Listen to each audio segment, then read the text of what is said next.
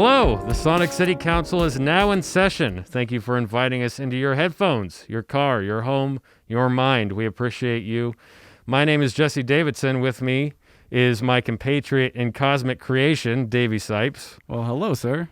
What's going on, humanoids? Thank you for joining us once again on this exploration of art, music, and culture from the creator's perspective. Want to give a big shout to Max Taylor in the booth, holding it down. And on that note, sir, let's call this council to order. All right. Bang a gong. Get it on, in the words of the late, great Mark Boland. I know we're missing something in there, but yeah, exactly that. Yeah, there's a sweet guitar riff. There's, yeah, I love that band, man. Underrated. I forget, what's the movie where it's like the Getaway song playing? Perfect getaway music for like a bank heist. I forget. That song? Yes. Oh, I don't know. Yes, King. I don't know. I don't know either. I remember just like the one scene, and then I was like, I got to watch this movie later. Don't know what it is. That's why we got computers in our pocket, so we can answer these great mysteries to life. I refuse to ask them because they're just going to sell me things. Well, I'm waiting for your TED Talk on what movie it's going to be. I'll wait to hear that. My TED Talk's going to be crazy. So before we get into the episode, I do want to give a quick shout out.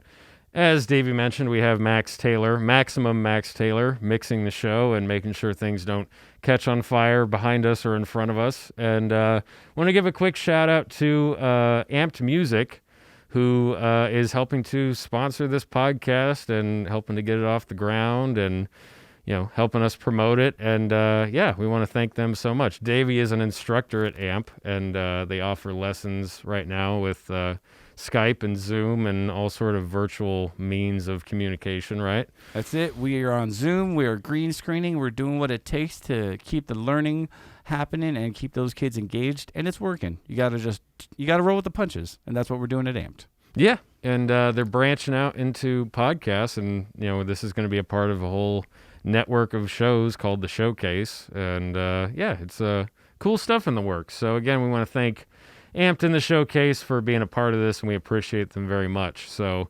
and speaking of exciting things, this episode is going to be great because we've got Josh Crumbly in the house. What? Where's my air horn? Yeah. Clap, clap, clap, I'm so excited. Oh yeah, I'm so excited about this because, you know, not only are we both bassists and, you know, multi-instrumentalists? We dabble. Josh is a phenomenal bassist and has played with so many great musicians. Kamasi, Washington, he's toured with. Boom. Leon Bridges. Holy crap. Terrance Blanchard. Oh, my goodness. I'm a jazzer. This is a big deal. Yeah, no, and I am too. And especially with Kamasi because he has that thing, you know, like when you watch old footage of, you know, John Coltrane or Miles Davis or any of the jazz greats, he's got that aura and got that vibe about it, you know, whenever you watch his live performances. So, you know, obviously want to ask him about that and want to get to know him more. And I interviewed him. I have a column where we live, which is in the Antelope Valley. So Antelope Valley Press. And I interviewed Josh for that because he's actually from here. He's an Antelope Valley resident, and he's gone on to study at Juilliard when he was 17. We both went to the same high school at the same time, didn't know each other, but, you know, knew that he was going to school there, and it was a big deal when he got accepted into Juilliard and moved all the way across the country to do that. And it's he's just got an amazing story and talent and personality and super humble, down to earth, and so excited to be talking to him. It's going to be great. All right, let's get to it.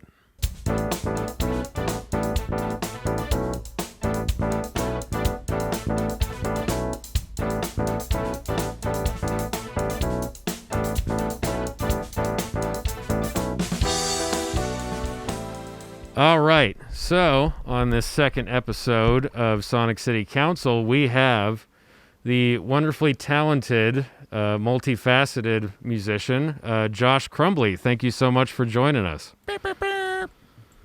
Thanks for having me, guys. Yeah, it's so great to have you on, not just because of how, you know, your extensive gig resume and your amazing experience as a musician, but you're also born and raised in the Antelope Valley, which is where we're filming this podcast. Hey. And so not only is it great to showcase someone like yourself, but also local talent as well. Absolutely. Yeah, and you know what? Just before we get started with questions, I always, I respect the fact that you've always said that, and doing my research with watching some of the interviews, that you're very open about, that you're born here and from here, or talking about going to In Rhythm Music, which is a local music store, where growing up out here, and just giving credit to that stuff, man. That's cool. It just it's something I appreciate. Oh, definitely. I enjoyed growing up there, and I'm actually not ruling out, ending up back out there at some point, but it's a huge part of my journey. And, I always love repping 661 in the Antelope Valley. Yep. That's cool, man. Cool, man. And so this is a great podcast, I think, not it's just okay. to have me here, but also not just to have me here, but Davey is also a fellow bass player as well as myself. So I think... And in fact, if I may, we met when you were a very young dude, because I taught for Rick over at the East Palmdale store. And I remember meeting you once upon a time, bro, when you were like maybe 7 or 8, if I'm not mistaken. You were taking some lessons with Rick, right? Yeah. Yeah, definitely. Yeah. Were you doing bass then, or was it a different instrument? You know what? By the time I started with Rick, it was bass. And he was my first bass teacher. Oh, far out. Okay. Nice. It's a small community, man. Small community, yep. I thought you looked familiar. Oh, right on, dude. It's all making sense. I've got many different disguises, so that's a good eye. Nice, man. So I know we talked about this when I interviewed you for my column, and I know that you've mentioned it in other interviews, but if you could touch on a little bit about, growing up with, the musical foundation you had with your dad, because I just think it's such a fascinating story, and it's really nice to hear that dynamic about how he mentored you as a fellow musician himself, being a saxophonist, just basically mentoring you from the time that you were young to when you graduated and went off to Juilliard. So if you can kind of talk about, that growing up process, that would be great. Yeah, so I'm an only child, and no amount of begging my parents for another sibling worked. So yeah, my dad would have gigs every weekend in LA. And this is before I, even started music at all. I would just want to tag along everywhere. I was a little shadow. So he quickly became known as the guy that brings his 3-year-old son to all of his gigs. So don't call him if you don't want a 3-year-old, watching the band and possibly asking the bass player to play the bass during their break. But anyway, yeah, I would tag along ever since I was 3 with a coloring book. And then my mom, would usually accompany me, and I just would watch super intently and dance with some of the ladies as well. Sick. And all of the basses that he played with were usually super cool and would let me play a couple notes, when they were taking a break, and, give me some things to check out. And yeah, so I just knew right away that I wanted to play bass. And my dad sort of tricked me into playing the piano first. So I started piano at 5. And his reasoning behind that was every great bass player that he knew and worked with, had a foundation of some sort on the piano in terms of being able to write music from it. So yeah, I started classical piano at 5 years old. And then finally at 9, started over in rhythm music with Rick. And, finally started the bass. And it was interesting, playing rock, learning rock repertoire with Rick. And then at the same time, I was playing gospel music by ear in church, and then listening to jazz records at home. That's awesome. Now, when you started out around then, were you quick to start with a regimen of playing a lot every day to try to figure it out once you were on your bass? Or was it more gradual, or did you just hit it hard? I kind of hit it pretty hard. Yeah. I was learning, trying to learn Jocko stuff right away. And that's it. I would have like, like a bar or two, and I would like repeat those couple bars with the CD, over and over and over. And then it was casual though at the same time. Like I would spend a lot of time on the bass, but then I would like go outside and play basketball and go, attempt to skateboard and fail miserably at that, then come back to the bass. So it was regimented but fun at the same time and sort of natural. And then like my dad would coach me through all of that. So that was like another way of bonding. Definitely. And sort of like when I started the bass, I had this mission to become my dad's bass player as quick as possible. So that fueled it as well. Get that gig, bro. Yeah. I can relate to that too, because growing up, my dad and still does. He's been a guitar player since he was in his 20s, and seeing him play around the house, it was like I wanted to be like Dad, and it really sets that example when you have that in the house, because it's not something I was ever forced to do, but I always wanted to do it, just being around it all the time and hearing him play. So it's it's a strong motivator. It's so funny. It's no surprise to hear Josh's story, because I was son of a drummer. And same thing, man, being at like the gigs and the bars in the Valley growing up and like 4 and 5 years old, and Dad, let me get on them drums on the break. Like, it's such a way of life. It's such a wonderful way to grow up, like a way to meet people. Like music was, I don't know if you feel this way, but I feel like it's a way to like, for me, it was my way of like not being self-conscious or anxious about meeting people or dealing with people. I could go to any gig with my dad, even when I wasn't playing, and just be like, this is music people. So it's, you know what I mean? It's like, this is a cool place to be. Yeah, absolutely. Definitely.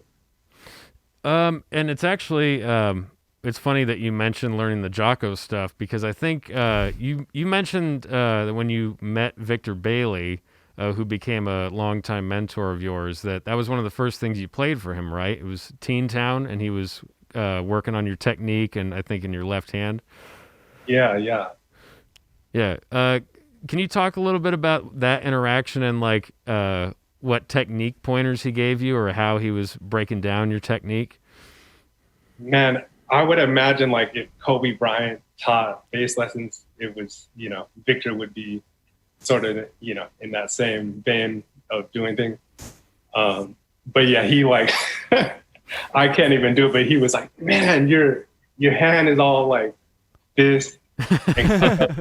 And so he was more of like, he would just like get on the bass and he's like, this is how it's supposed to be. And then he would like show me different styles. Like he taught me how to play a shuffle. But anyway, he was like almost like an uncle or something. Like, we would go to all of his shows and be there for the sound check. So I would just kind of see how he would interact with getting music together and things of that nature. Like, I know I was super excited at the time when all of that was happening, but to look back on it now, all of that was invaluable to be in the presence of, I think, one of the greatest ever to do it, and him really being kind and taking me under his wing and really believing in me, I think really, was invaluable. Yeah, I think it sets a great example going forward as far as, knowing the kind of people that you should work with, as you become a young adult in the music business, because not everybody can be, so nice and caring and understanding. So when you have an opportunity like that, gifted to you, you want to pay it forward, and you want to, treat people with the same kindness that you were shown in that respect. Yeah, definitely. I, hope to give back for sure what was, given to me. Yeah. And you know what? You can look up with Josh, like the kind of people he's played with, and with people that, you've studied with. You've talked about Can Ron. you just scream their names real quick, though? Well, Ron Carter. Oh, my jeez. Yeah. So there's that right there. Give me another. Hit me with another. There's picking up the gig you did with the Terrance Blanchard Quintet in college. So you're working around all of these people at such a young age that not only are they giving you a great musical framework to work in, but I imagine too, they're also teaching you, you know, more. There would probably be talk about sort of maybe how to get these gigs, or like how to conduct yourself, or maybe musical etiquette, or just, you know, just learning how these professional musicians speak, because that happened to me at a young age as well, where I was mentored on the sound engineer technical side by a professional, and I learned, you know, gig terminology and so many things that were way above my head at, you know, 17, 18 years old, that I was so grateful that, you know, going into college, I already had a great foundation, because you know, you just know certain things that other people don't. So can you talk about maybe that aspect of it, about, you know, how they might have prepared you for gigs in, you know, sort of areas, not just in music? Yeah, I mean, going back to the beginning of things, like looking back on all the gigs that I've done, I've been like really lucky and fortunate to work with many different types of artists. So I think my upbringing with playing rock, and then gospel and jazz, and then later R&B and stuff like that really helped me to become open to all styles of music. And you're never really ready for when an opportunity is going to come, or you never know when it's going to happen, rather. Right. So it's just about being ready, you know, musically as best as you can, and open to a lot of things. And I think really, most importantly, like how you are as a person. Like, you're going to be spending lots of time in airports and car rides and sound checks with a band that might need your services. And I think at the end of the day, that's probably the most important thing. Yeah, absolutely. There's you know, the maybe hour and a half, 2 hours on stage, but there's still the other, you know, 22 hours in a day that you have to spend with your bandmates and the people that you're going to be playing with. Definitely. Yeah. And, you know, speaking of that too, I think, you know, coming up as musicians, there's a lot of times where we're thrown in the fire, you know, sort of literally and metaphorically speaking, of just, you know, intense situations that put you in a lot of pressure. And I think you had also mentioned that with Victor, to where you would go to jam sessions, or you'd go out to gigs with him, or you'd be in situations in public where he would just be like, hey, you know, come up and play bass, you know, and he'd invite you on, and you'd have to come up there and jam, if I remember that right. Yeah, no, that's totally correct.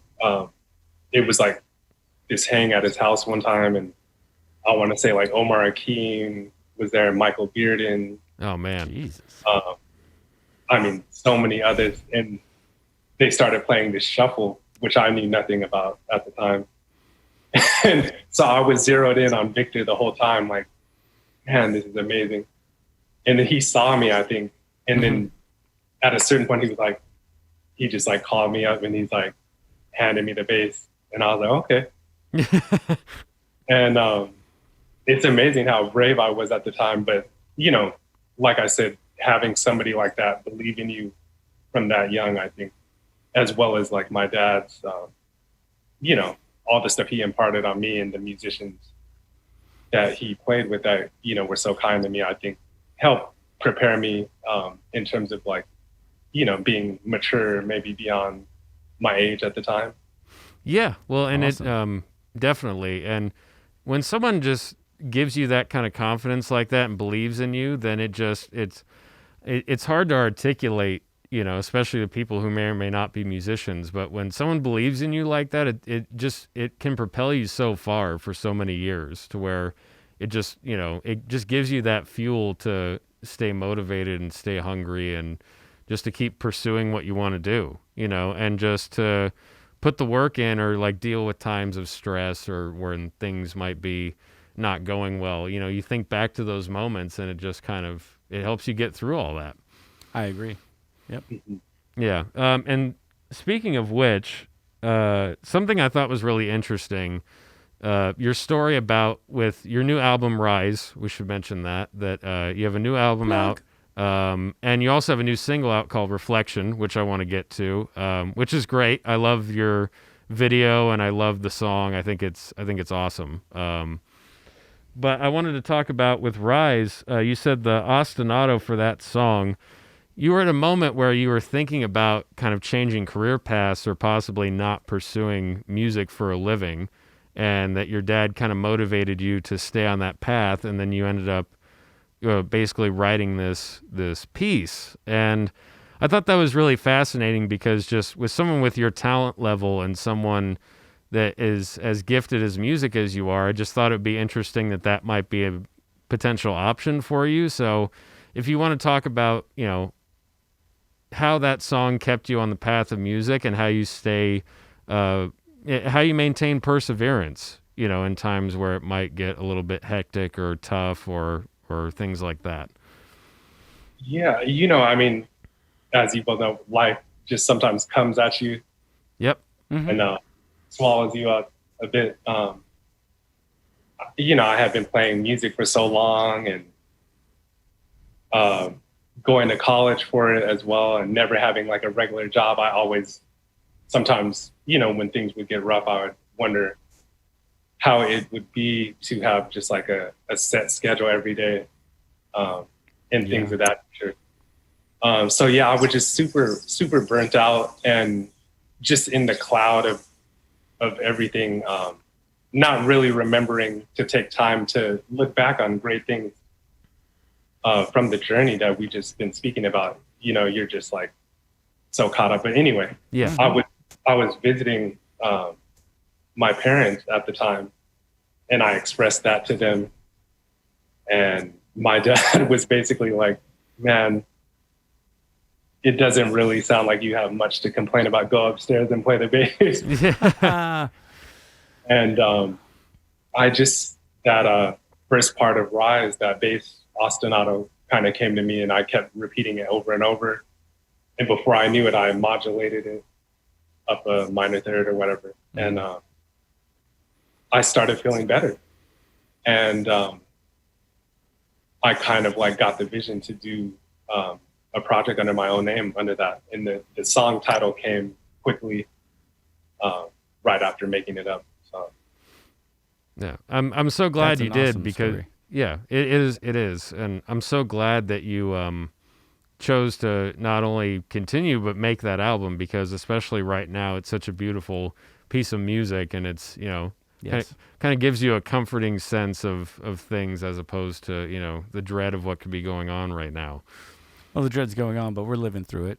Right. We're gonna make the most of it. Exactly. Also, can I say, we're gonna say modulate, audience. We're gonna say modulate. We're gonna talk minor thirds. We're gonna talk about intervals. It's that kind of show. So we're not gonna back off of that. It is. Thank you for throwing that in, boss. you Because I hear it, I'm like, oh, you moved it up. All right. Yeah. Exactly. No, it's amazing though. Well, yeah, and I was gonna say, like, turning it over to you. Is there any initial musical questions that come to mind, or stuff that you would be thinking of in that regard? Because I got my whole list, but I want to make sure that you got some time in there. Yeah, I mean, I appreciate that. I feel like, I would imagine somebody working as hard as you do, and you got to constantly be either gigging or trying to get the next gig. Is that pretty much how it's been post-college for you, Josh? Or has there been times when you had enough set aside to kind of chill for a minute and decide? Or That's the thing. I mean, there wasn't much time until now, until the pandemic. Yay, Rona. But it's funny, like, there's like main gigs that I consider, like, I would say my first main gig was Terrance Blanchard Quintet. And I played with many people after that. I guess I was in his band for like 5 or 6 years.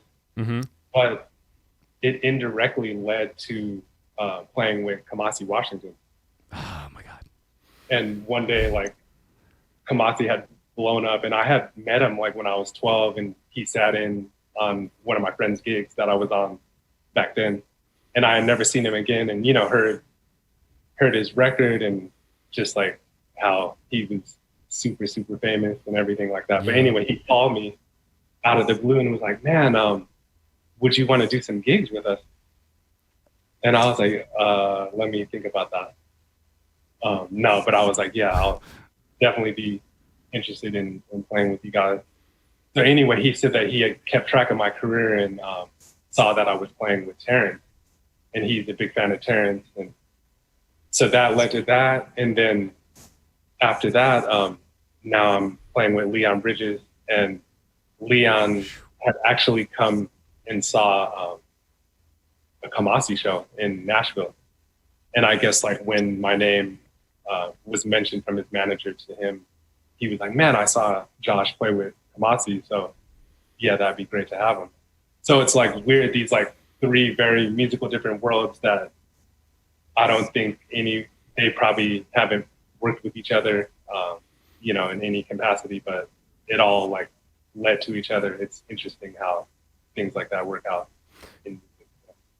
Oh man, it's testament to what you do, what you bring to it for sure. Yeah. Because they are kind of like, you wouldn't want to say like disparate elements at all or anything like that, but it would be like, yeah, somebody who could play across that spectrum of music would obviously be masterful at what they're doing. Yeah. Well, and it's that stuff I listen to. Yeah. And it's not, yeah, it's not just that, but though it's also, you know, getting ready for those gigs and preparing to play with those artists is going to be totally different processes, you know, just based on, for one, like just how they conduct their live show, which is something I wanted to ask you. Like when you're preparing to play with someone like Leon versus somebody like Kamasi with going out on the road or a tour, what's the difference there as far as your process and what you need to be prepared for? Because for what you've mentioned, that Kamasi doesn't do things like the record, that there's a lot of improvising and things going on. So just how do you prepare for those different worlds?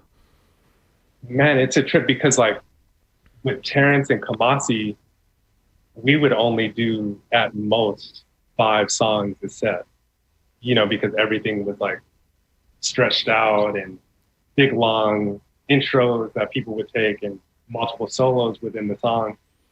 And then coming from that to Leon's show has like 21 songs in it.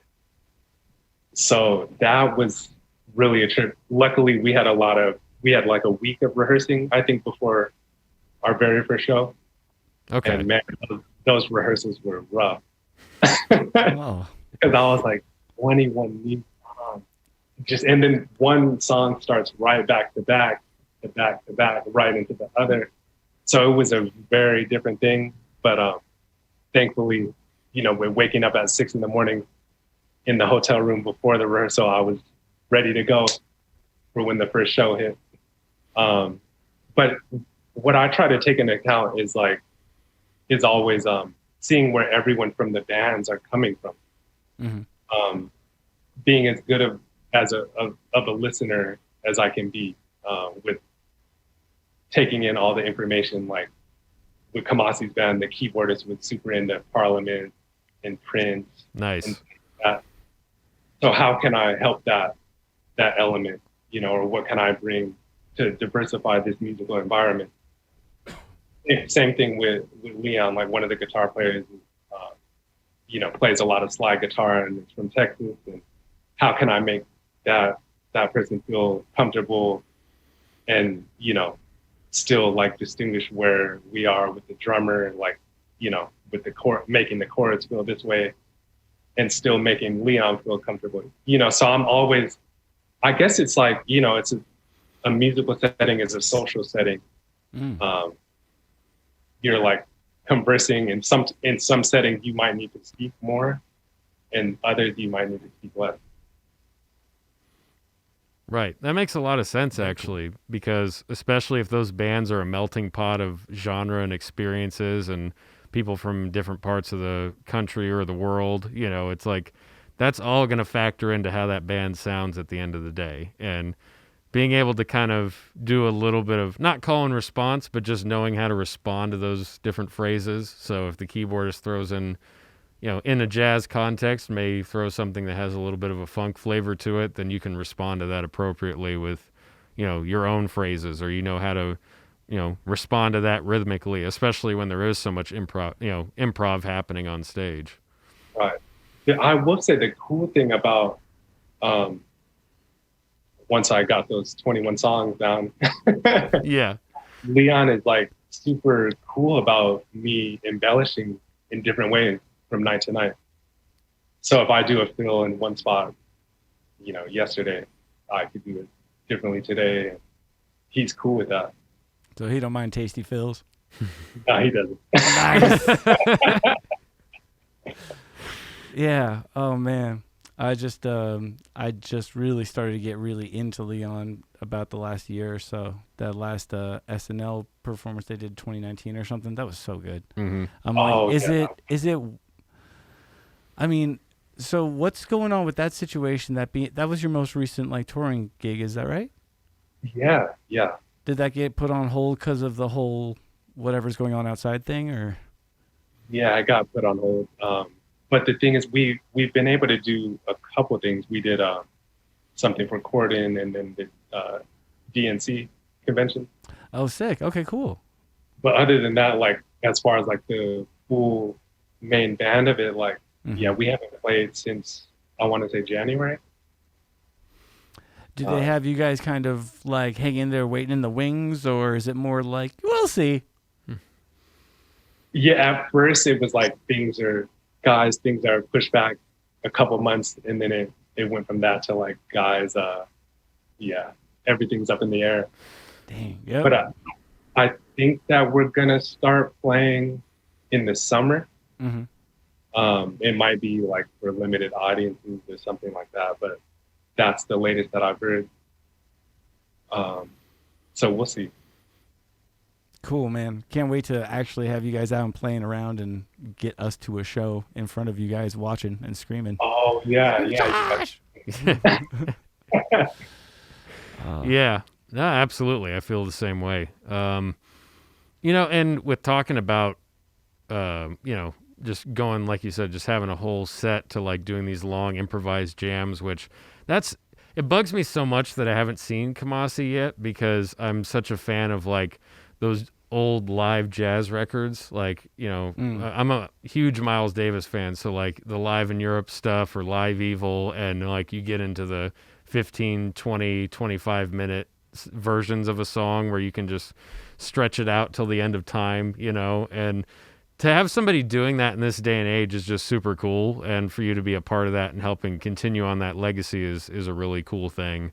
But in doing that, like when you're in an improvising moment on stage, and you're either, whether it's during a piece and not in a soloing context, or you're having a chance to where you could take a solo, whether it's upright or electric bass, is there anything in particular going on in your frame of mind or your mindset? Are you trying not to think about anything? Are you subconsciously thinking about it when listening to everybody else in the band? Are you thinking about like a certain emotion you might want to be trying to convey? Like what's going through your mind during that process?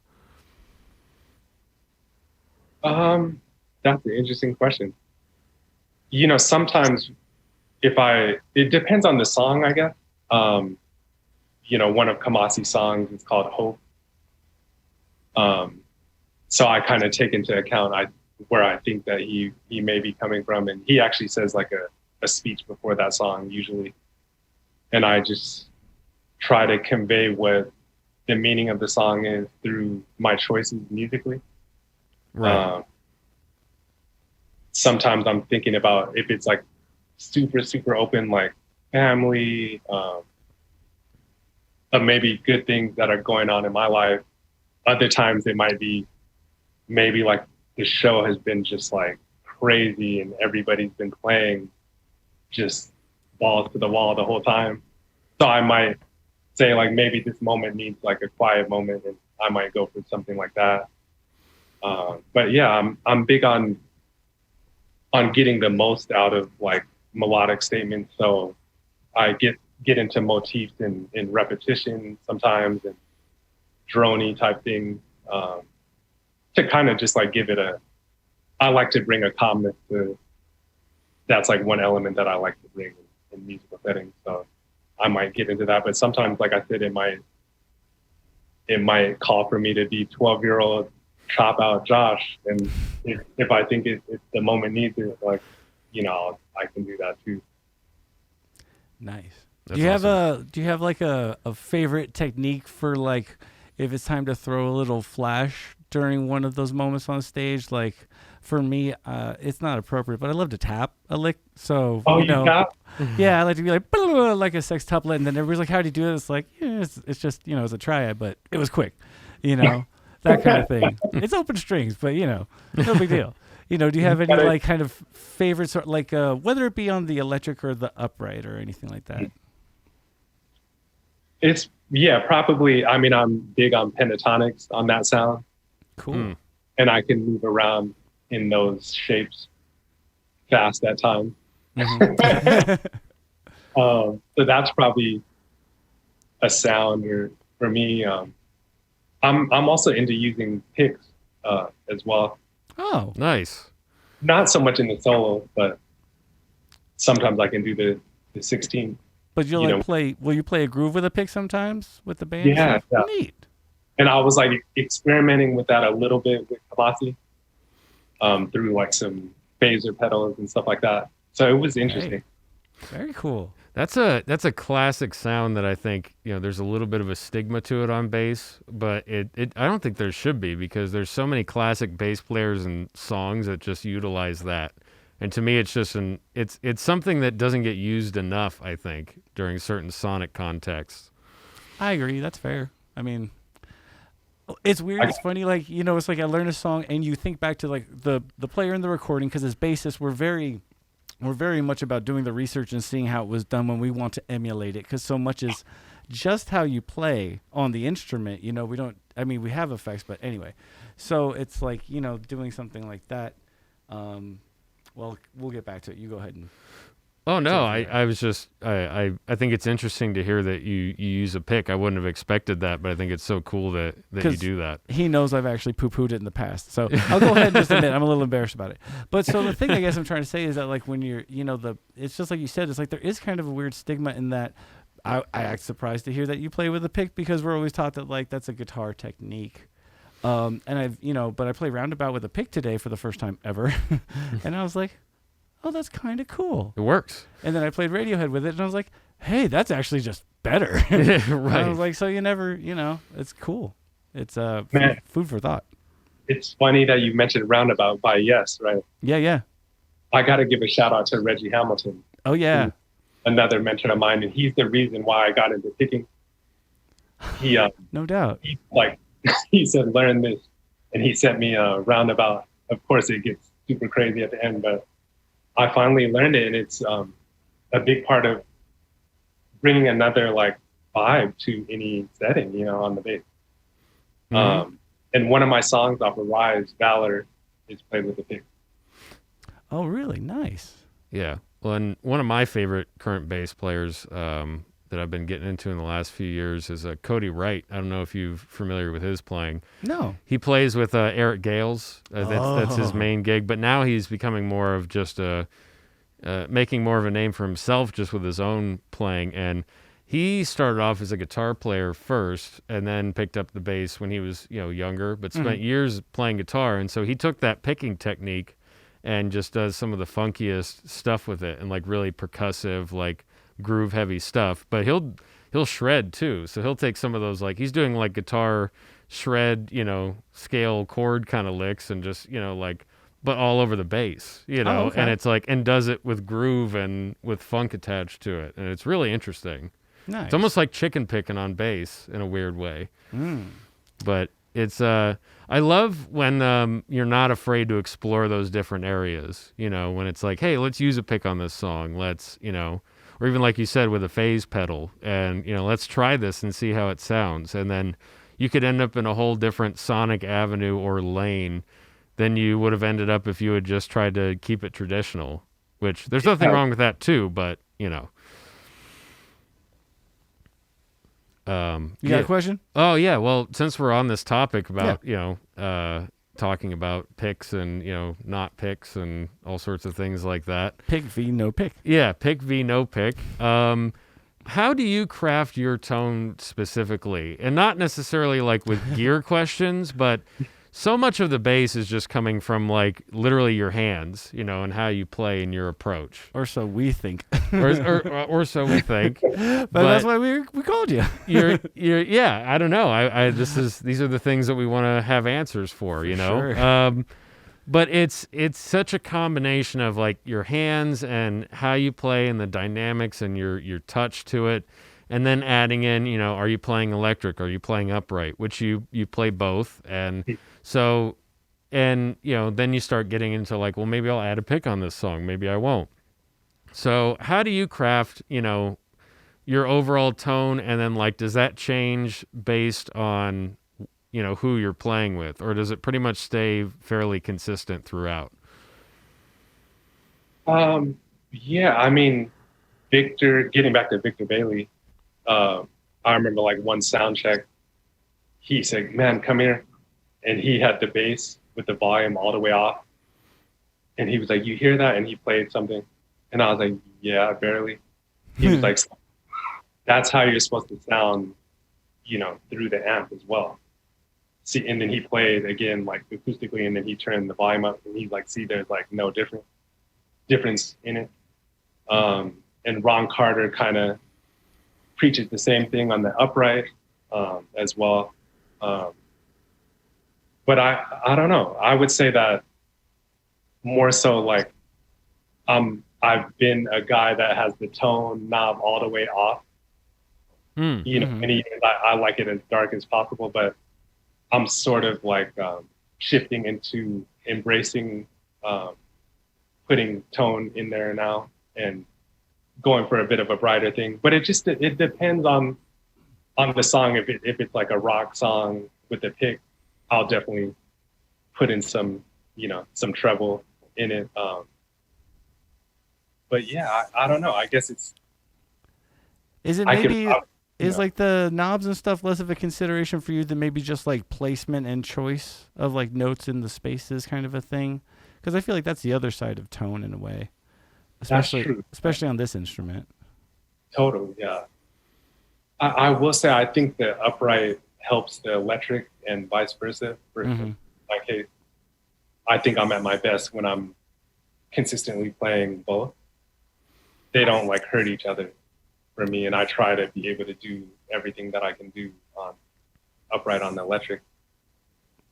That's a very important threshold to consider, all the bassists out there.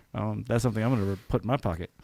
Yeah. I was like, you should be able to do what you do on the electric, on the stand-up, end of story. Oh, yeah.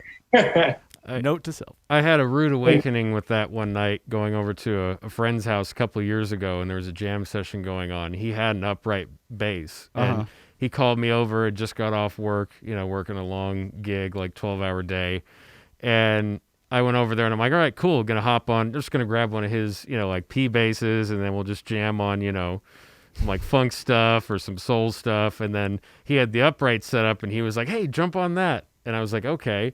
And they were doing a Heart Attack and Vine, which is a Tom Waits song, which is just a simple blues kind of pentatonic, just simple bass riff, and just even getting, the fretting right and to where it's like you're on pitch and then like not just constantly staring at the the neck and making sure that like the whole like it just made me think about intonation and like how you actually fret in your technique and like just barely being able to play this thing that could be easily played for me on an electric. So yeah, totally. It's just that it's a whole nother world, and like having a grasp of both I imagine would just give you an even better they both feed each other, like you were saying. It just, if you have a great understanding of both, you can pull techniques from both and just makes your palette that much stronger. Yeah, and I would say like it didn't just start out like as like, oh, I have to be able to do everything I can do on the upright on the electric and vice versa. It kind of started out of like a rebellious kind of attitude toward playing upright. Yeah. What happened was like when I met Reggie Hamilton, he was like, man, you should start playing upright. And he said that it would open up many more opportunities career-wise if you have that also available to you as a bassist. And so I was like, all right, whatever, in my mind. so I took some lessons with him, and he really got me off to a great start with the bow as well. And even actually got me to take a couple lessons with Al McKibben, who played bass for like Charlie Parker Oh, wow. and Coleman Hawkins. So I got a few lessons with him before he passed away. But anyway, long story short, I ended up getting fired from Reggie because I wasn't practicing enough upright. Youch. So, that happened. And I went back to sort of just doing the electric thing and playing jazz on it, and listening to the ironic part about it. I was loving records at home that my dad had with upright on it. But I just didn't have that much interest in playing it for a minute. But anyway, I made some friends that were going to Los Angeles County High School for the Arts that are still really friends to this day. And they were getting gigs in LA, playing jazz standards and stuff. And they would call me for them, and they would just be like, "Hey man, can you bring the upright too? Because we're gonna be playing standards." And I was like, "All right, yeah." Yeah. So when we would get to the gig, if I had to play upright, I would be like, I'm not gonna let this hold me back from anything that I would be doing on the electric on this song. So that's kind of how it started, in kind of a fun, rebellious way. Heck yeah, that's fun. You gotta keep it playful. Do you have a favorite standard that never gets old? Because they all get old after a while. But do you have like a fave? Like, I'll bust this out right now. Maybe it would either be My One and Only Love or Stardust. Nice. Yeah. Both. I got a couple chips on Stardust. That's excellent for sure. Oh, nice. Okay. Yeah, man. No, that's awesome. Yeah. It turned into jazz talk because we like jazz. That's all there's to it. Well, yeah. When you were real younger, playing in the days, learning stuff from Victor, were you into jazz then? Were you always listening to the? Because for me, I kind of just picked up what was around for the longest time, and jazz I had to seek out.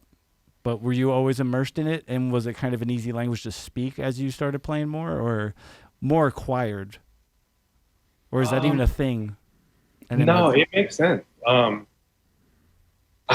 dad had so much music, so many CDs and stuff around the house, and I would just go through everything. Like, so he had everything from like Mariah Carey, Erykah Badu, to Miles and Train records, to Seal, and it was all over the place. Bradford, and a bunch of Kenny Garrett and Joshua Redman. Love Josh Redman. Yeah, so I don't know where I was going with that. We were talking about. That's what happens when we talk about jazz. Yeah. I know. Well. Yeah, no, just it was just about like, I guess, the overall whether you were picking it up early on or whether it became more acquired, like as a factor at like Juilliard and studying like that. Was it intense there, like for you, considering you're like, I'll just say it. You're a prodigy. You were a prodigy. Now you're a grown man, but you were a prodigy. Like, what was the program like at Juilliard? And I know you may have covered this a little before, but in general, what was the big adjustment or anything like that? Man, it was a big adjustment, and to be frank, some of the teachers I don't think had the students in their best interest. Okay. And it kind of made for a sort of environment where a bunch of talented kids were getting burnt out. But looking back on it, I just try to hold on to like the positive things. Like, good. The bass faculty was super amazing with Ron Carter, and Dan. I definitely learned a lot of like, about classical harmony. I never had a chance before that to even, dive into any of that, things of that nature, and just made a lot of close friends to this day. But I'll give you this, like, so I auditioned for Juilliard, Manhattan School of Music, and out of the New York schools that I auditioned for. Mm-hmm. And like New School and Manhattan, it was just like a couple people in the audition, like, fairly nonchalant.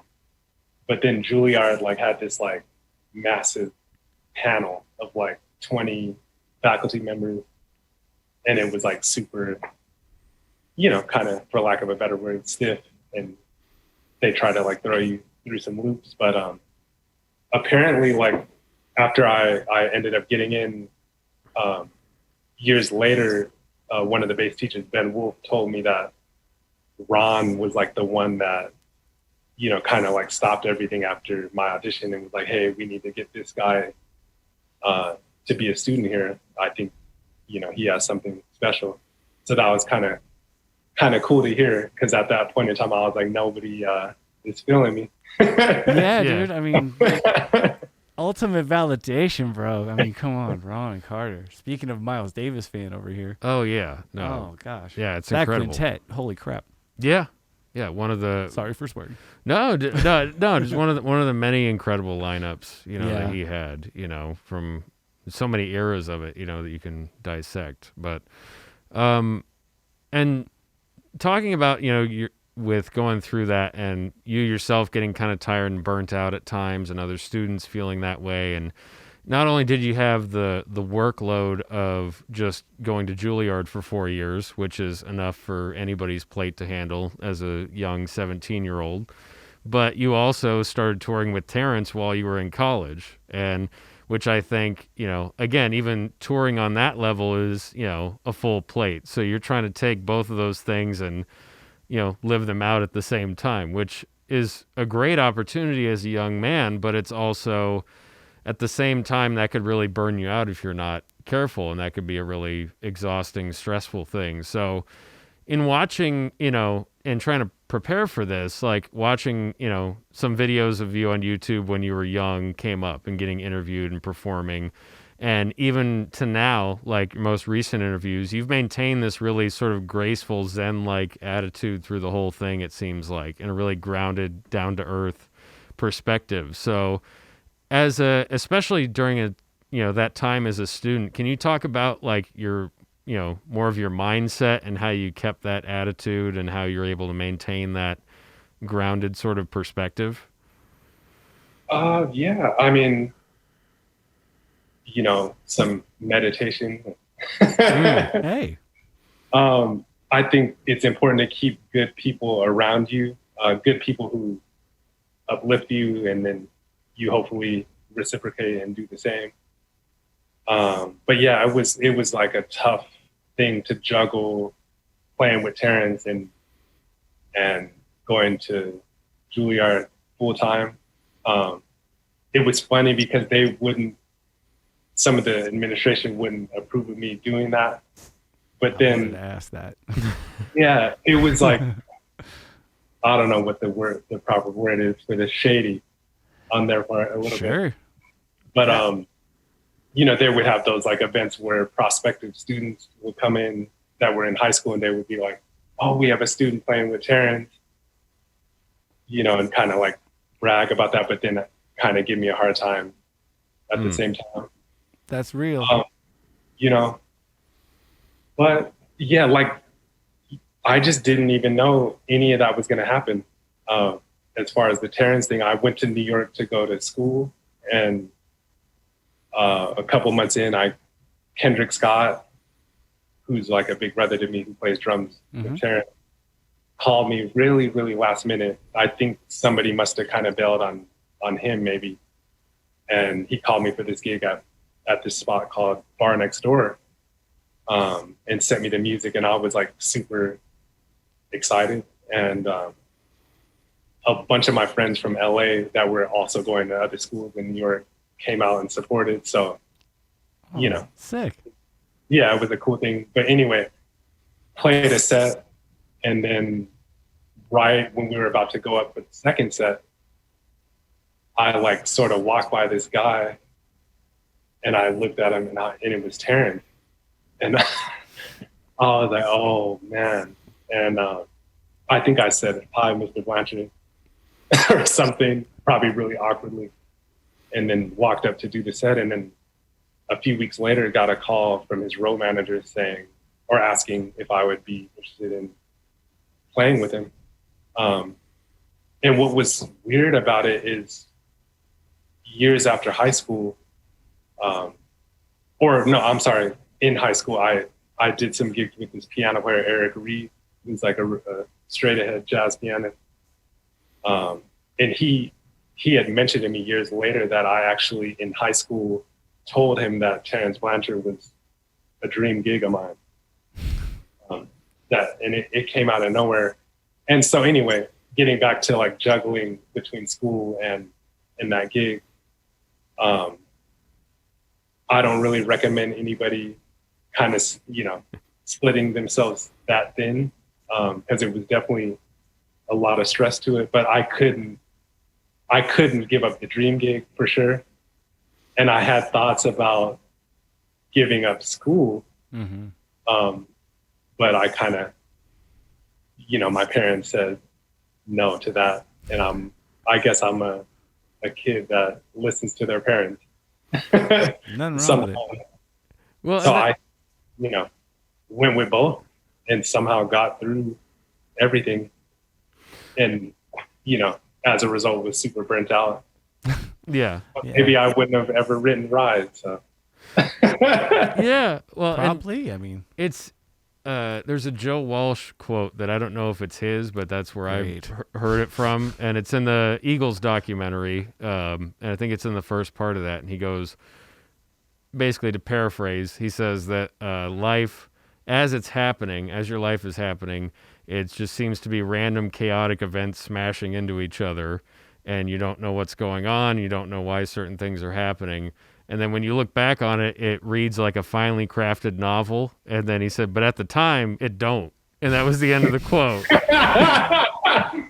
And that's pretty legit. And there's so many people that have, there's so many people that have similar stories to that, to where it's like, the great opportunity comes along, but it's not at the most opportune time. And it's just, I don't know. I feel like it's some sort of like test of our character in moments like that, to like, how are you going to handle those things? And I think the fact that, you make it through it and you do it, and, however you need to do that, and then you can end up producing great music out of it. It's like you wouldn't have had the solo album, one thing led to another. And I don't know, all these things in your path kind of add up to, I don't know.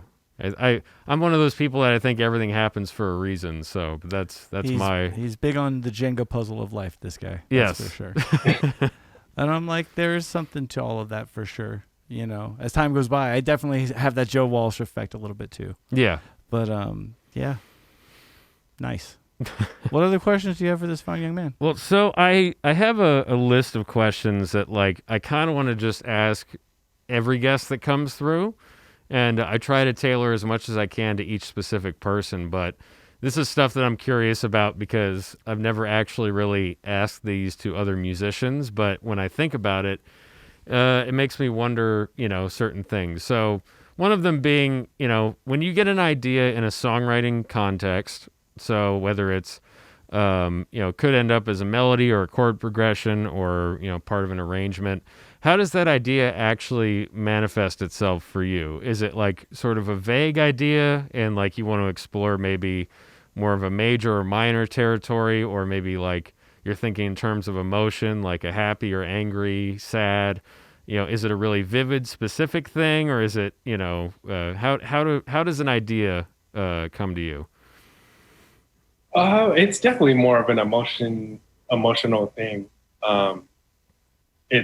It stems from, I think, me being a person, a glass is half full type of person more so. So it's always like trying to find the light and then hopefully passing that feeling along when other people play it and people listen to that particular song. And other times it's, like I said, like reflecting on family. Yeah. And maybe some bittersweet aspects of that might be going on, but capturing that sort of feeling.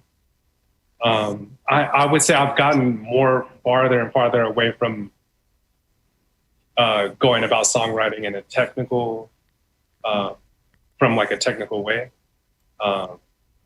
It's sort of just like, I guess the emotions and the thoughts lead me to the next part of the song or something like that. Mm-hmm. And I've gotten more into, I know Terrance Blanchard's like super big on, and he sort of taught me his way of putting together motifs and how you can manipulate those motifs so that it's like very organized and so it's like backwards and all these permutations, right? Which is a super cool way of getting more information within a song and building a song out. But I've gotten more into first starting with a feeling or emotions or thinking about certain things, and then to come up with melodies and things like that, I'll usually like sing something over it, and kind of and hear it out that way, as opposed to like like more of a mathematical kind of thing. Right. That's kind of where I am right now. When the ideas strike, as they will always strike unbidden, do you find yourself more comfortable gravitating towards an instrument and like singing along to it, or are you like, well, I'm in the car, I'm just gonna bust this out real quick? Like, is it anything at all, like any particular way that you like to process these the ideas as they come in? Yeah, I mean, voice memo. I try to have that ready to go. Yeah. When the idea strikes, but I've lost a lot. I'll be like, yeah, I'm going to remember that tomorrow, and it's gone. Google Drive has been my savior, my friend. Yeah. Oh, yeah. I'm a phone destroyer myself. Yeah. So I know how that goes. Yeah. I relate to that so much, too. It's like, especially that happens to me in the course of a day. If I think of something like in the morning or afternoon, if I'm at work or out and about, and it's like, I need to be able to pluck it out on a bass or like a piano. And I go, okay, I'll do that when I get home. And then by the time I get home, that's just, that could be totally lost in the ether and never to be recovered again, Yeah. It's just. But the thing that I'm, as we delve deeper into these ideas behind what's compelling us, I wonder, it's like, as somebody who's such a well-versed player on every level, like you hear as well as you interpret like written music and stuff like that, do you find that it helps to get a little bit abstracted from what you normally do, like as a bassist, and to sing to try to connect? Or is it just like, man, I just sit down and it'll happen? Because a lot of times if I sit down at a piano, which is not my main instrument, everyone will tell you, but man, all kinds of things just straight up happen, and I go back and I transcribe them, for example, or do something else with them. Do you have any sort of thing, like, do you feel like that, or do you think that the bass is just as good every time to like construct the new song? Well, I used to write solely from the piano, Nice. Maybe up until about 5 years ago. And definitely, like, I guess more jazzy things came out of that.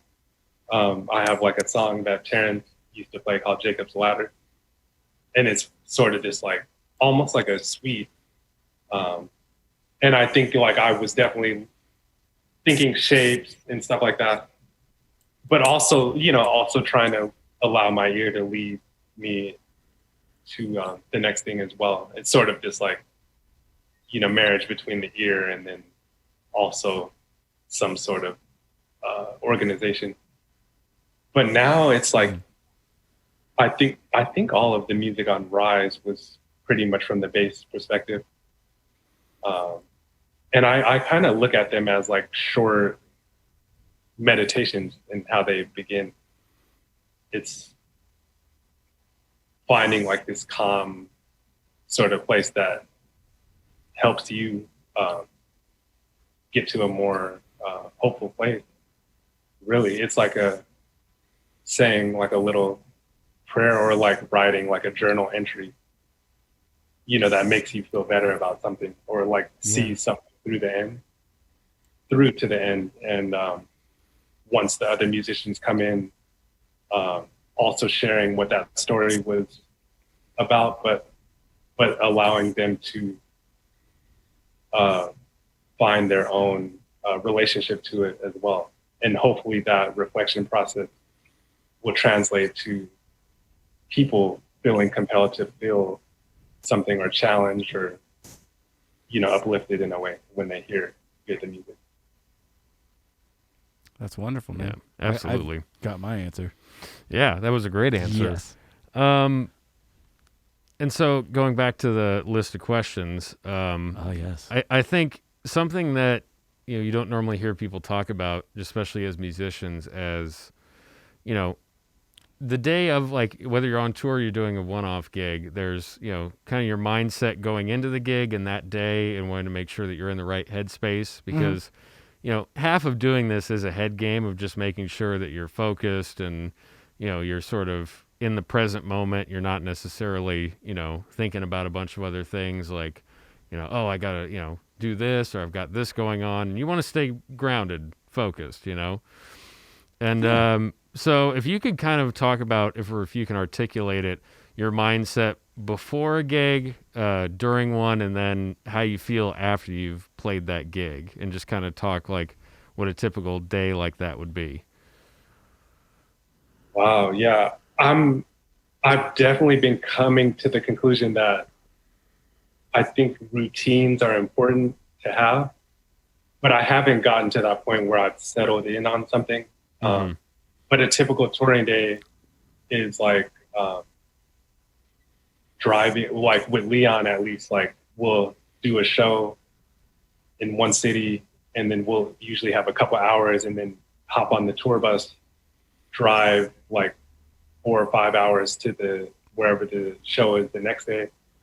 And then our bus is parked, and, you know, we're sleeping on the grounds of the next venue until the morning, and then get up, and, you know, there's usually some breakfast, and then, you know, a few hours till sound check, and then maybe run a few new songs or tighten up some arrangements, then a couple hours before the show, and then it's like over and over and over again. And I will say, like, the days where I feel the most focused, like I've usually like did a little jump rope or played some basketball or something within that day. So that's definitely, I'm trying to like work that into my daily routine, as far as like, even when I'm not on the road, some sort of physical activity, because I think it influences how well I can help the band from my, you know, from the bass chair, as far as like the focus, like, you know. Right. Oh, that makes sense. Absolutely. And going a little further into that topic, I guess, with talking about mindset on things, is there a way you can articulate sort of the passion that you feel for music and jazz from, like, you know, just as you play and the joy that it gives you? Because, you know, speaking for myself personally, it's not so much, it's not a want thing for me. So it's more of a need thing. And I want to do it, but it's also like when I'm not creative, I get like real weighty. Like mentally, I feel weighted down, and like physically, it just feels like I'm not where I should be, you know, and it just feels like I'm kind of lost whenever I've had non-creative moments in life. Whenever everything is creative and like things are flowing and like songs are being written and like there's progress being made, it just like, I just feel free, and like everything just feels right.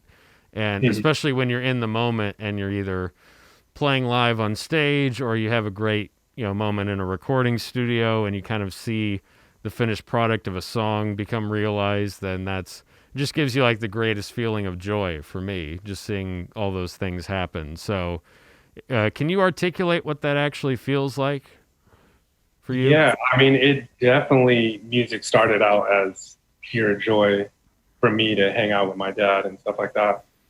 But then, you know, it quickly became a profession and livelihood, and then you kind of forget about that aspect. Although, like, in most shows, I try to find that magical place, if you will, and try to be thankful when that moment may come. But some days, even doing what you love, I bet it takes some effort to find the place. I'm sure some nights, right? It does, yeah. I mean, that happens. That happens to me every time I gig. That's why I don't do it. But the thing, you know, that's been revealing about this pandemic time is like Jesse said, that it's a need thing more of like than I want to do this thing. I think I've thought of myself where I thought I was the type of person that could do any profession and music could be there or not. Right. And that's not the case.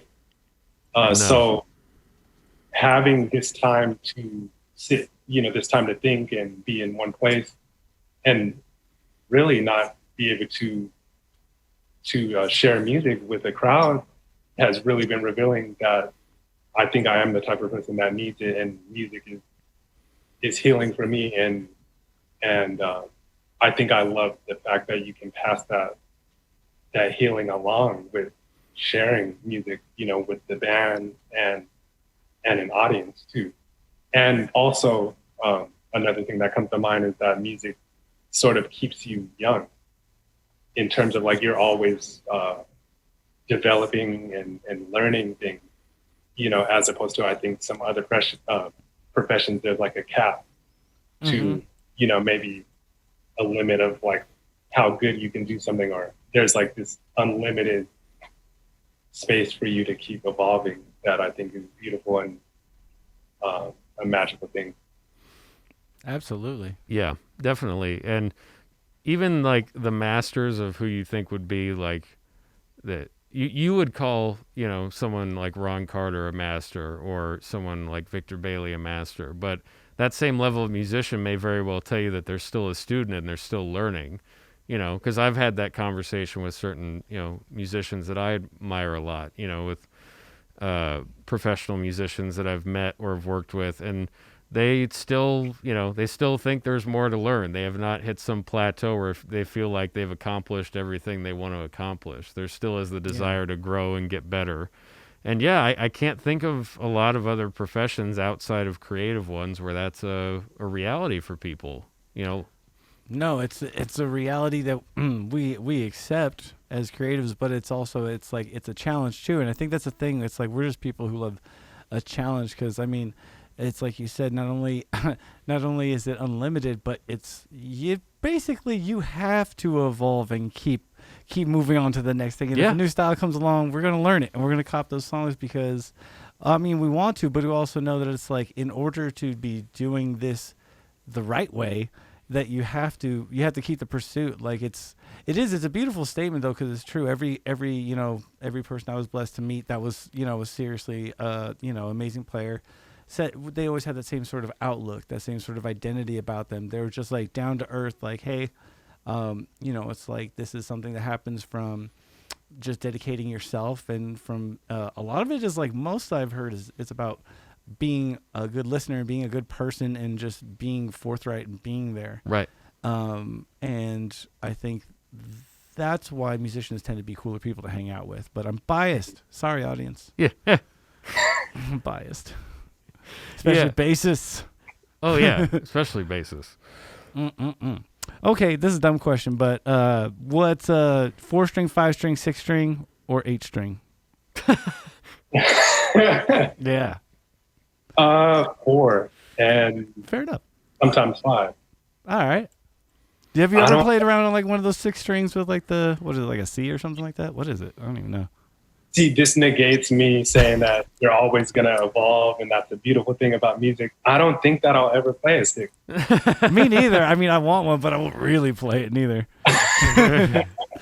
But I love the 5. But do you feel like most of the situations, is it calling for the 4, or is it is there a particular reason you gravitate towards that, do you think, or?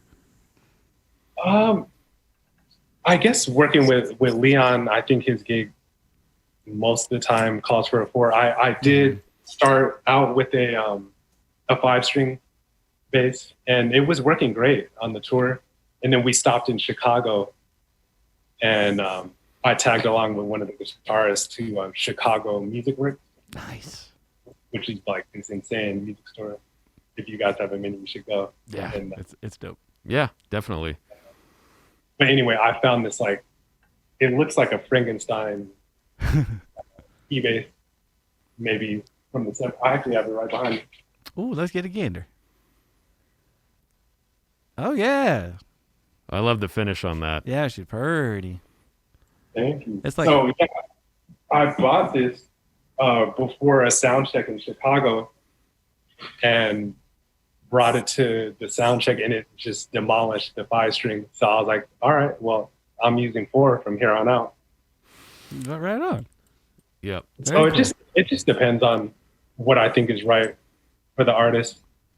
I think I have tried on a couple Kamasi gig bases that work for Leon and see if I could stretch it in a crazy jazz environment. And I think it worked pretty well, but I'm like, in my mind, I'm bringing the other bass next time. Yeah.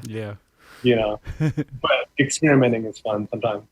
Yeah, absolutely. Actually, this just popped into my head. So you're in great company with, Miles Mosley and Thundercat as far as being, part of the Kamasi, lineage of musicians.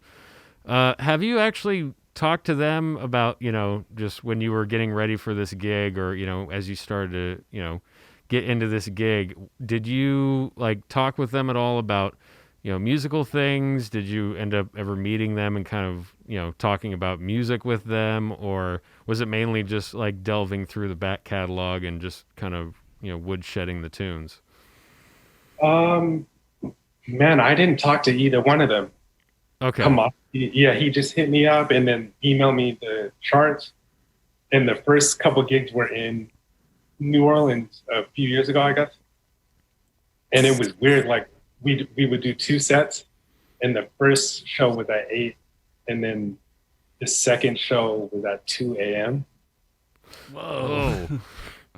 And yeah, it was just crazy. But anyway, so I got to sound check with the charts, and I had listened to them and played through the charts with the tracks a lot before that. And I, got a music fan or whatever at the venue and was going to look at the charts as well. But yeah, so Kamasi started the first song just on his saxophone, just played it kind of an improvised intro to whatever the first song was. And I kind of immediately knew that I'm not going to be looking at the charts at all for the show. Because it's completely different. We're going. Yeah, so I kind of chucked the charts to the side and you kind of go with the flow.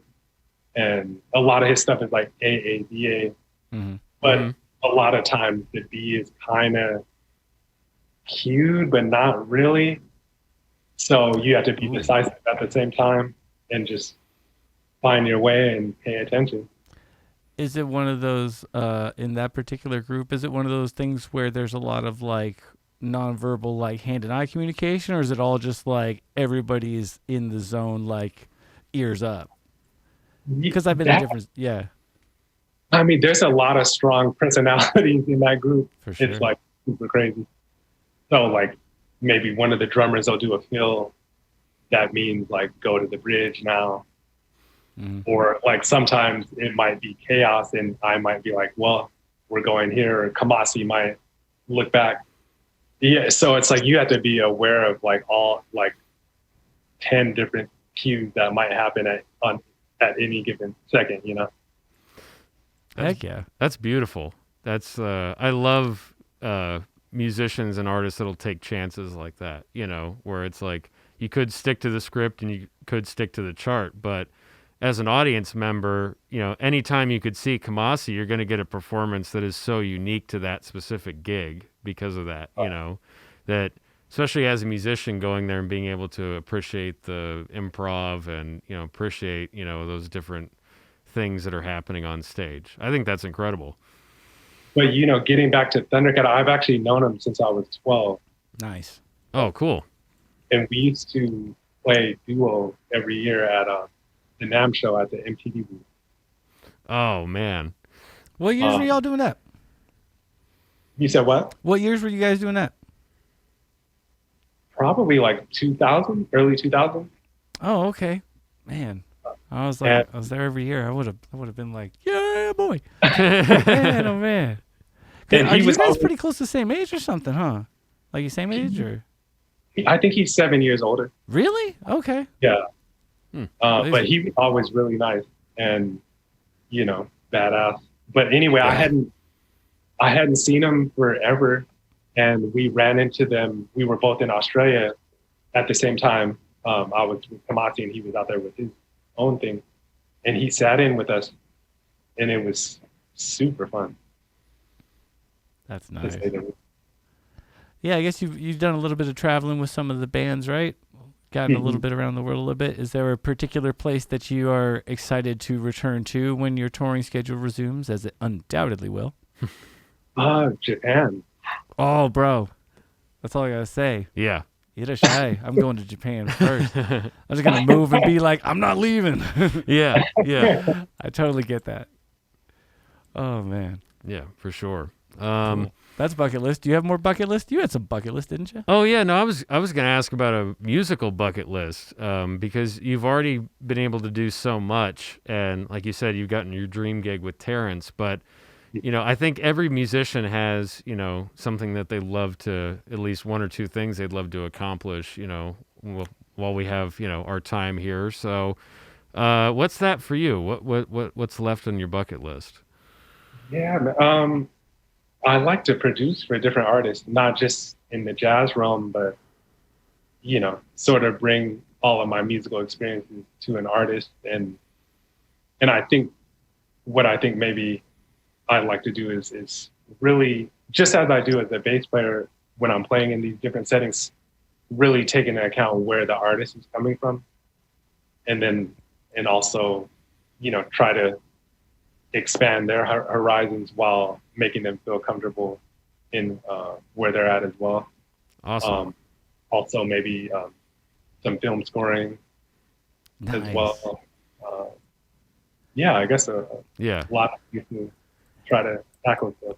Is there anyone that in the modern music landscape that you in particular might want to work with when you put on the producer hat? I mean, just like, since it's a bucket list, there's anybody we want. Yeah, that's true. Man, this is crazy. I got super into Leanne LaHavis. Oh my God, yeah. Her new record. Brittany Howard is amazing. Oh yep. God, yes. Yep. Alabama Shakes, everybody. Yep. Yeah. I love Andy Shaw, a Canadian indie rock artist. Nice. Mac DeMarco. Oh, Sure. man. Yeah. Yeah, right? You guys would come up with some dope stuff for sure. Yeah. Thanks. Oh, man. Yeah. So many things. Hey, Mac, when you pick up this episode, call Josh. I was like, you guys will hit it off. That's dope.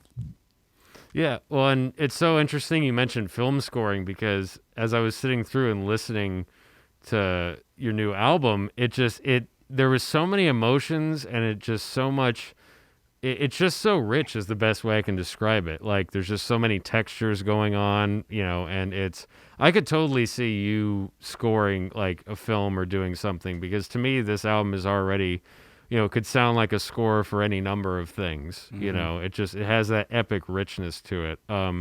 Was that a goal in mind? Because I know that when we had talked before that collaboration was a key thing.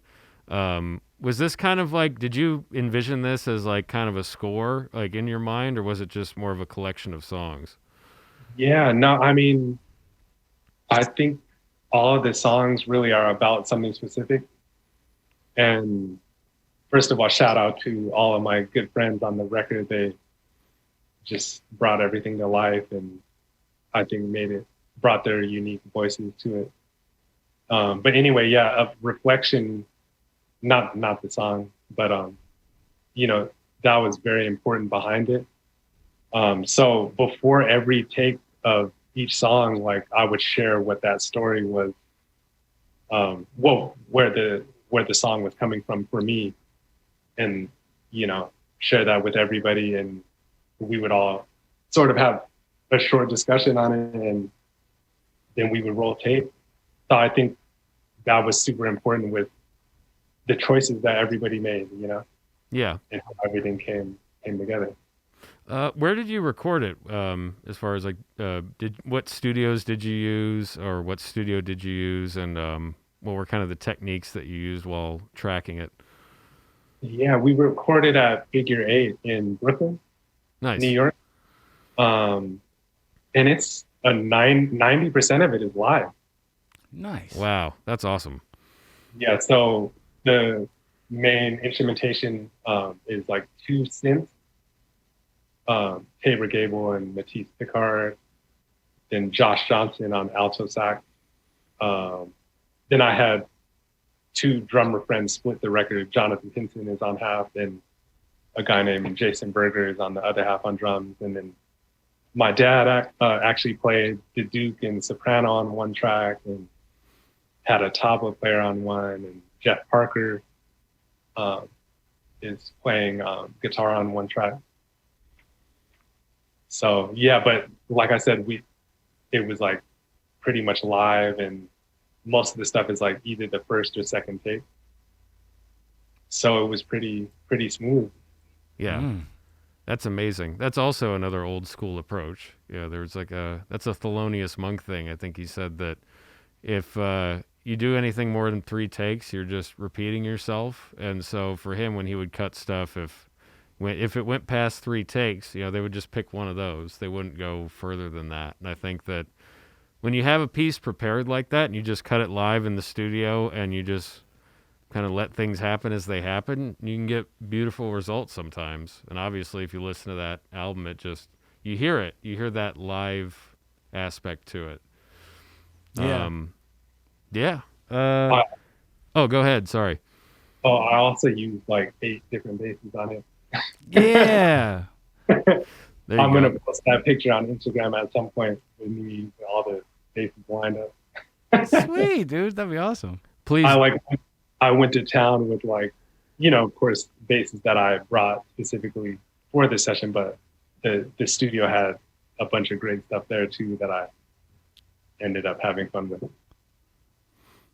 That's excellent, awesome, dude. So I got a couple more questions. I loved you sent me a link to the Reflection video and I watched it, which is Josh's new single that's out. I love the song, but I also love the video and the message of unity behind it. And just, it's for those that haven't seen it, it's got some images from, different protests that are going on right now, and really showing a positive side of that with, love and unity and togetherness. And I thought it was really beautiful. It was a really beautiful statement. Can you talk about the concept of just how that whole video came together? Yeah. My parents were listening to the news in the background, and it was just like, revolving between the rising coronavirus numbers in the U.S. and going from that to, covering the tragic loss of George Floyd. And I kept hearing that in the background over and over. And I was upstairs, and kind of in the way that Rise came to me, the reflection progression kind of came to me on the bass. And I was sort of playing it, accompanying the news, and it sort of summed up how I was feeling about everything. It just kind of captured the bittersweet, bitter feeling maybe, but finding that sweetness to it too, as I played it more and more.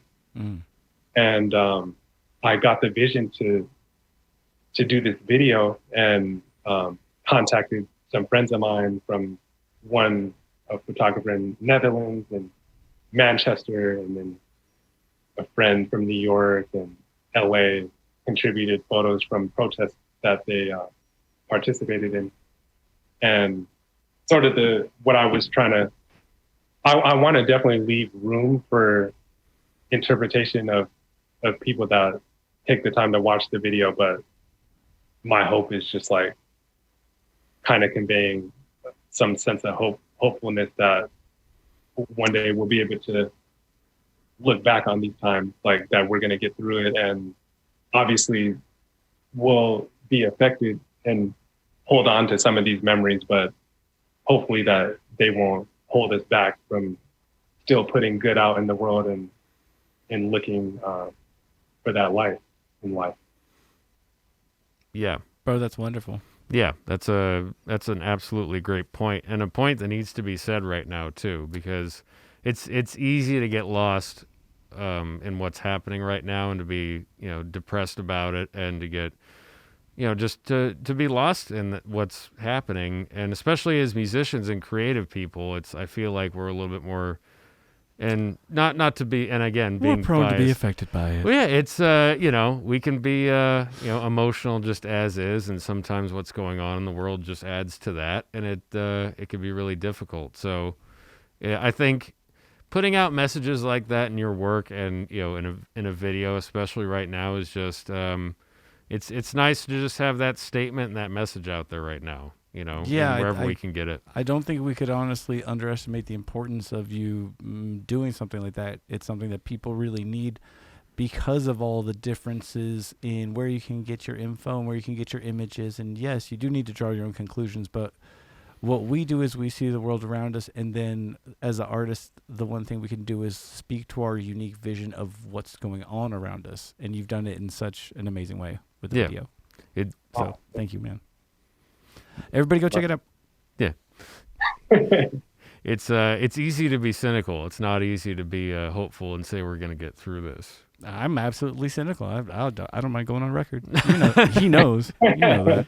Well, that's the best part about this, is that as much as we're alike in a musical way and we love playing with each other and having conversations, we sort of have polar opposite views on life. Yes, we were separated at birth. Sharing one side of the lava lamp or the other, if you will. Exactly. So, just my last question, which actually kind of leads off of that, is that,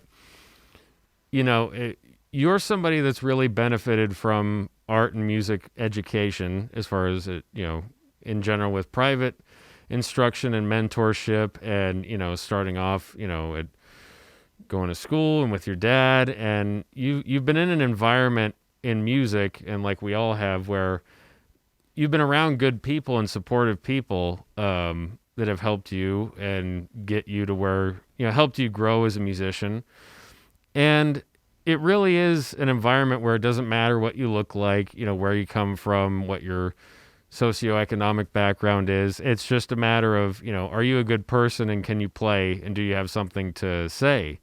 And that's what drew me to it at a young age, just because I didn't really fit in anywhere else. And I just started right around the time of trying to figure out who I was. I discovered music, and it, saved me in a lot of ways, and helped me. And that's the case for so many people. And I really wish that society could experience that and experience that environment of, just having one kind of unifying goal of, like, you can be, have a whole different value set like this. It's like we have some polar opposite opinions on things, but ultimately at the end of the day, we play well together. We get along great because we're on the same team, even with all those differences. So this is a brotherhood. It is, absolutely.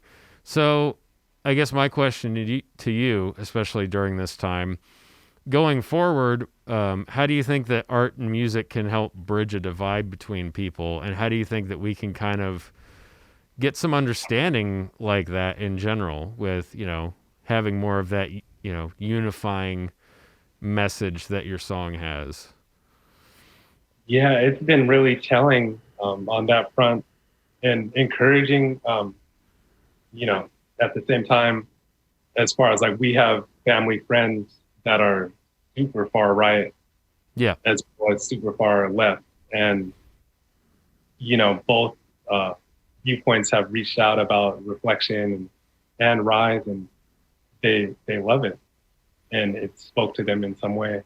I think music is another rare thing that it defies, like, political affiliation, where you come from, financially wise, like, color of skin.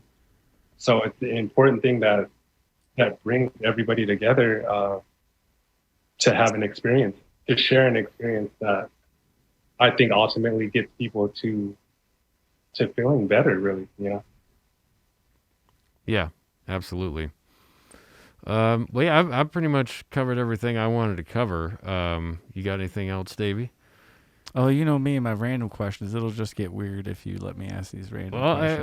Well, ask a weird random one. Don't be scared. On the road, what's your favorite place to eat, Josh?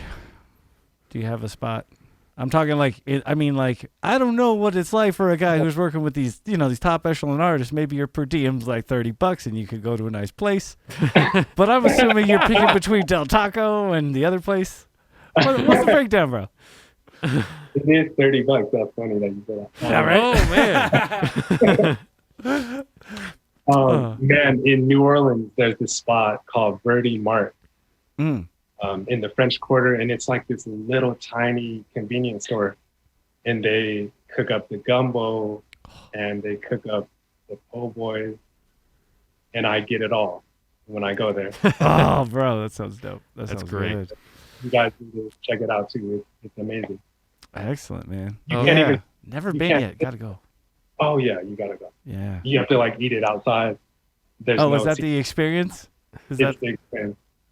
Heck yeah. Yeah, That that's sounds gorgeous. in the same way that, Japan is your first, where do you want to go? Mine would be New Orleans, man, just to go there and experience the food. And I feel like it's my responsibility to go sit in Preservation Hall and just absorb the music and just really like hear it in that room. And then like that's one of those things that like once I do that, it's like, okay, like I can cross that one off for sure. That would be pretty mind-boggling. Yeah. That's a fundamental music city. That's like there should be a lot more music pilgrimage and music tourism of New Orleans in general. Yeah. Shout to New Orleans. Well, yeah, and especially given this whole podcast is focused on jazz, it's, I discovered that later, when I started college, and I started listening, getting outside of my rock and heavy metal zone, of like where I grew up and like discovering all these great artists, like, not just Miles, but Coltrane and, Cannonball Adderley and, I don't know, Sonny Stitt and like all those guys. Sonny Stitt. Yeah. Deep and pull. yeah. And well, that's a Lee Madlon. He always was like, you listen to Sonny Stitt, and like, listen to Sonny. But yeah, no, and it's, I feel like it's our responsibility just, being a citizen of this country to like preserve jazz because it's our music, it's like we help create that, that's like our gift. They say that that's America's gift to the world, right? So you got to make sure that you preserve it and support it and keep it going. That's right. Yeah. That's one of the few real things that we've created. Yeah. But in this nation. anyway, But enough of the history lesson, Jesse. yeah. But anyway, yeah. What was I had another one, but you were so earnest and I was listening so intently, I lost the question. But it was another goofball question. Oh, it was a good one though. I'm all for Oh, I remember now. So obviously, like you are trained pianist. He plays a little bass. We already talked about that. What is your favorite instrument to noodle on that you don't consider yourself a player of? Do you ever have, assuming you have a little spare time to do it, like mine's the ukulele because it's, it's unloved, that instrument. It's not getting enough shine. Is there anything, do you have time to do anything like that? Or did you discover an instrument that you're like, oh, I should learn this later or anything like that? I want to get better at guitar, but drums is my go-to instrument that I like to, Yeah, just jump around on. Nice. And I played it on Light, the last song on my album. Oh, okay. nice. Because the drummer that I called to come by and record that forgot his shoes uptown in New York and had to run back home before a gig. So I said, all right, I guess I'm supposed to play the part. Wow. Did it. That's a story for the liner notes. It's like, so this guy, friend of mine, was supposed to come by. Then he had the story about shoes and a gig. That's, yeah. So I played my own drums. Totally. Mic drop. Dude, that's great. That is. All right. I'm going to give that one a deep listen tonight for sure. Yeah. That's too. super cool. Yeah, no criticism, just listen and enjoy. Yeah, absolutely. Absolutely. Have a drink before. Yeah, oh yeah. A little of this, a little of that. Yeah. Yeah, bro. Yeah. I think I've satisfied my question thirst. I have too, man. Josh, again, it was so great to like get to talk to you and kind of pick your brain about, your process. And again, thank you so much for being a part of the show. We appreciate it. Man, it was awesome talking to you guys. Yeah, man. Likewise. Yeah. We'll have to do it, at some point where we can kind of, hang out and, actually, talk music in person and do that kind of thing that we used to do before all this craziness. Right. Yeah, go buy you a beer after the show or something like that. Yeah, man. yeah. Definitely. 2021. Cool, man. That's the goal. Thank you, Josh. Thank you, brother. Thank you, guys.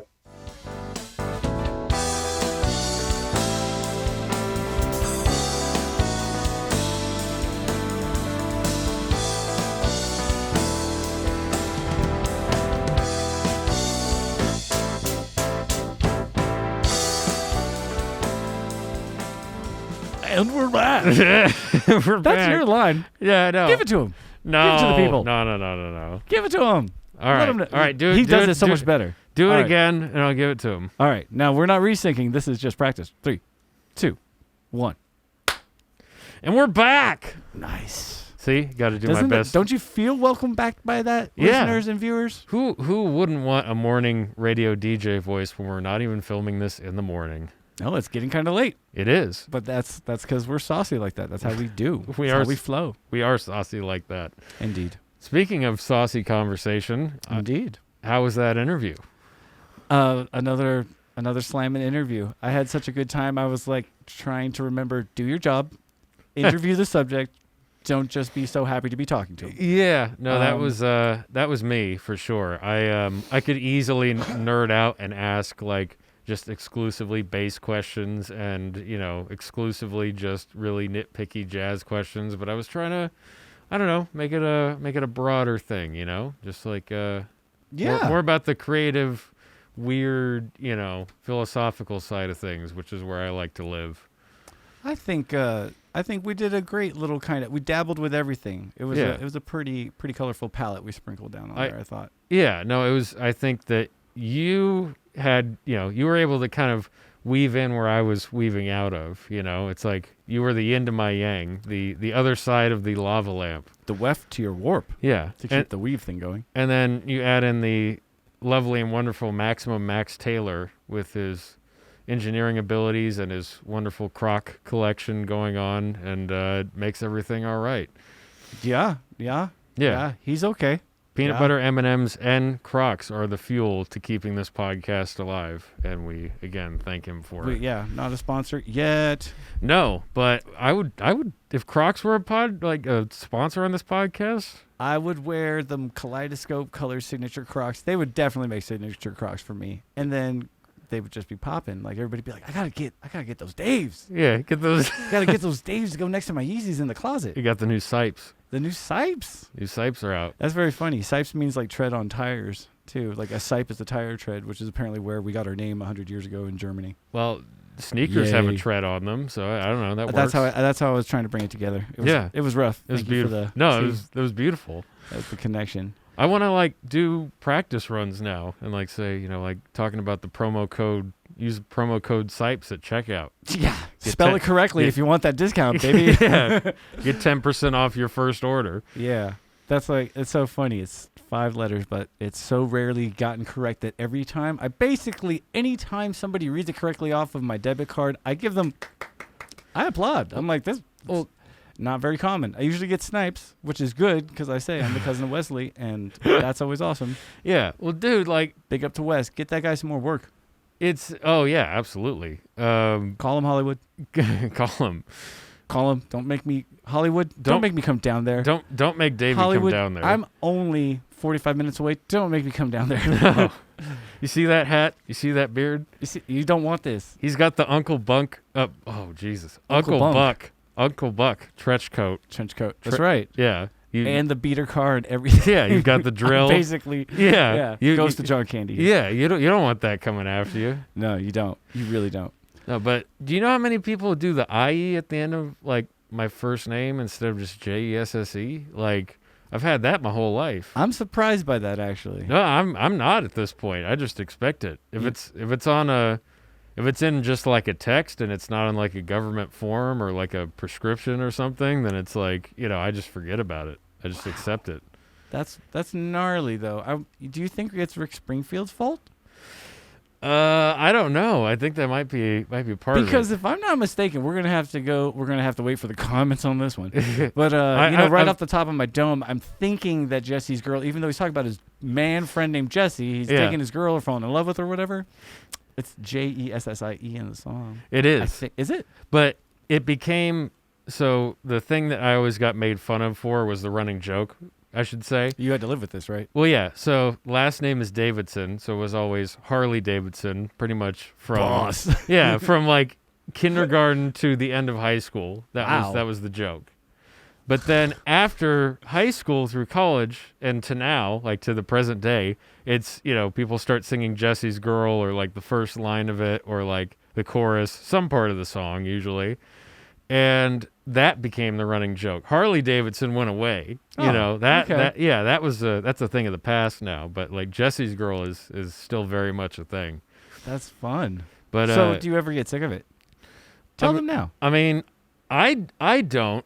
It's I just find it interesting and fascinating that it's like that's the thing people gravitate towards, where it's like I know what it feels like if like someone was named Layla or something like that and everybody and you just hear this guitar riff at you all the time. That's too funny. We used to have a friend at the place we worked at where Josh was talking about earlier, where there was a girl who worked at the front, one of the students, her name was Layla, and didn't think about it at the time, but we were mercilessly always going like, and like, she's like, yeah, got it. Yeah, my dad named me after a song. Yeah, I hear this every day, and it's like, all right, homie, I feel you. We'll back up on that. Yeah, pump the brakes. Get old. Pump the brakes. But I mean, because that's.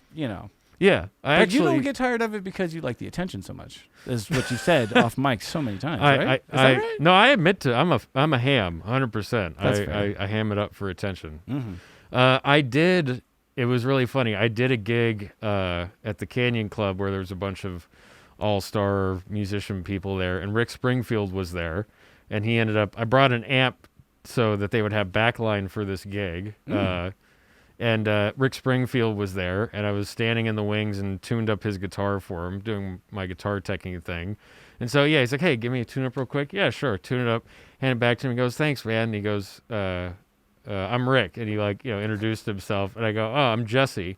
And I thought, I wonder if he'll, here's the time here's your chance. And then he smiled and just nodded at me and took his guitar. And then I went, oh, okay. Like, that was just that. I know that there's people that have met him that are named Jesse that must have been like, how dare you? Or like shaking your fist or like the same thing with Eric Clapton. I'm sure somebody named Layla has met him at some point and like there's some sort of interaction there. That would be great it'd be great to see that's something we could research and get to the bottom of to share with the audience at some point. I would love to know if that's happened, if that's the reaction people have gotten from being immortalized. Yeah. It's like, wow, everybody sings at me. Yeah. I mean, it could get old. I don't know. I don't know. My name's Dave, and let me tell you the one that I've been afflicted with, and it's honestly, it was a thing. Dave's not here. Can I say, you know what? It's fine.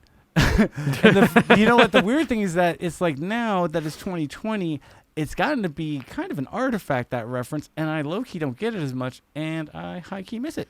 I miss it. I mean, now I'm the one who has to say it to myself. Like, it used to be like all the time, like, he's not here. Yeah. And I'm like, I got the stuff. I'm like, so I'll go outside then. Yeah. But it's I think that it just goes to show these sorts of things to bring it back to the deep conversation that we usually get into. Yeah. It's just part of the way it reflects like how the creative people in the world shape the moments of our lives, and they're indelible. They're stuck in our heads. Oh yeah. I mean, something like, whether it's any of the things we're talking about, Rick Springfield, Cheech and Chong, I'm like, they seem like, things that don't relate, but the reality is they relate because of, we hear them, we absorb them, it affects us, and it's part of our meaning. And that's such a good story, bro. It's such a great story. No, I loved where you're going. I want to know if he thought you were just BSing him. No, he was just a nice guy, and he was just, was just down to earth and cool, and like just. I was curious on my end if he was gonna like sneak a joke in there or just be like, oh, my name's Jesse, and him just to say like I'm sorry or something, or like Or hey, that'd be a great name for a song title, or just I don't know. Right, So, if he's gonna release. yeah, but I'm also a sarcastic goober, so that's the kind of thing I would say in that situation. You know, so it's like, yeah, and you know that. So I was just curious where he would take that. But you're absolutely right, dude. Like, both of those things have the commonality of, like, for certain people, that's just like a snapshot of not just who they were, but where they were at that time. Because that's a lot of music for me, even if I still listen to it now.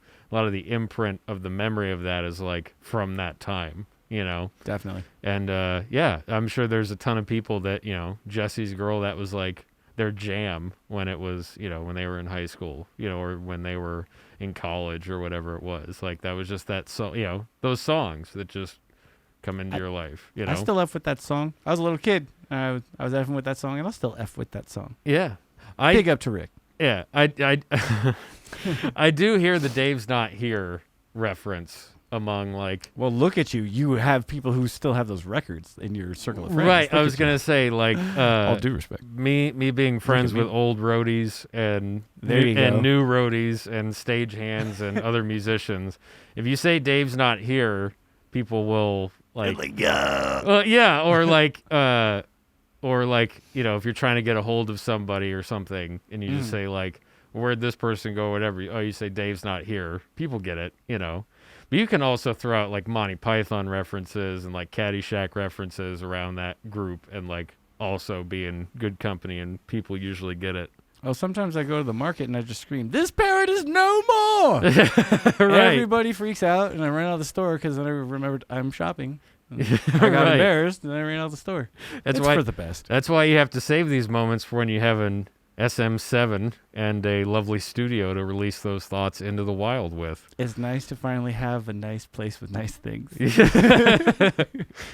And on that note, thank you again for tuning in to this episode of Sonic City Council and being a part of this weird, wacky, and wild experiment that we are partaking in. And again, shout out to Amped Music for being a supporter of this and helping to launch this podcast. We appreciate you very much.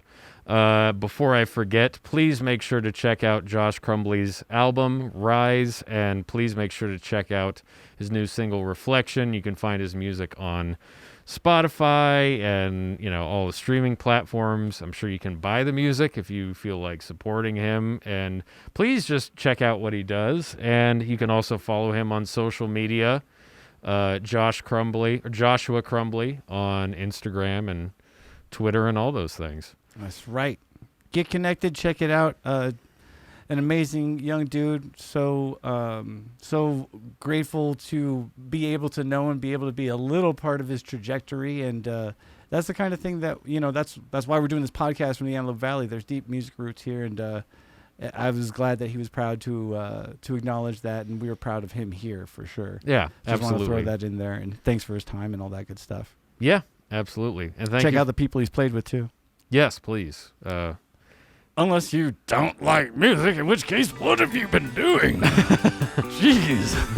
All right, everybody. Thank you so much. And I think this council meeting is adjourned. Call it. We'll see you later.